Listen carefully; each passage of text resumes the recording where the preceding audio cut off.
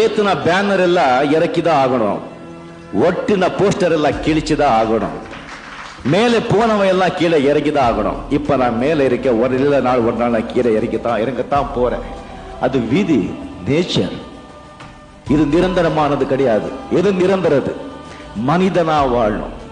10 பேருக்கு நாம உதவி செய்யறோமோ இல்லவோ உபதிரவமா இருக்கக்கூடாது. நம்ம குடும்பத்தை, நம்ம தகப்பனார்களை, நம்ம பொண்டாட்டிகை, சமுதாயத்தில் ஒருவர் நல்ல மனிதனா வாழ்ந்து போயிடணும். பிறக்கும் போதே அழுதுகிட்டே பிறப்போம், அண்டு போகும்போது பல பேரை அழ வச்சுட்டும் போவோம். இருக்கும்போது எல்லாருக்கும் சிரிக்க வச்சுட்டு சந்தோஷமா இருக்கலாம்னு சொல்லி.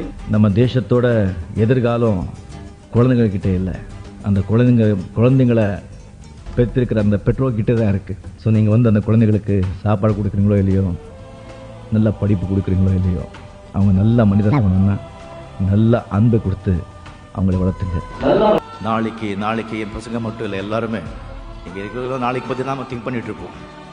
இன்னைக்கு நாம விட்டுடுறோம், நாளைக்கு என்ன ஆக போதோ அப்படின்னு சொல்லி. இன்னைக்கு நாம இருக்கோம்னு சொன்னா பிகாஸ் ஆஃப் எஸ்டர்டேஸ் டீட்ஸ். நேற்று நாம என்ன செஞ்சனோ அதோடைய பலன் தான் இன்னைக்கு நான் அனுபவிச்சுட்டு இருக்கேன்.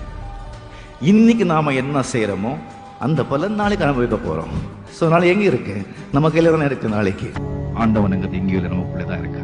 இந்த நான் இப்படி நான் அப்படி இவ்வளவு பணம், பொண்டாட்டி, பந்தம், சொந்தம், அது இது அப்படி செய்யணும் ஆசைகள் எல்லாம் வச்சுட்டு அந்த நிம்மதியே இருக்க முடியாது. When ambition ends, then only peace begins. ஆசைகள் எப்போ உங்களுக்கு குறையுதோ அப்பதான் நிம்மதி தானா மேலும். நல்லவங்களா இருக்க வேண்டாம், நல்லவங்களா இருக்கணும்னு நினைச்சாலே போதும், செய்கைகள் தானா வரும். சாப்பிட்டது உடம்புலயே தங்கிட்டா உடம்பு கெட்டு போயிடும், சம்பாதிச்சது நாமளே வச்சுக்கிட்டா வாழ்க்கை கெட்டு போயிடும்.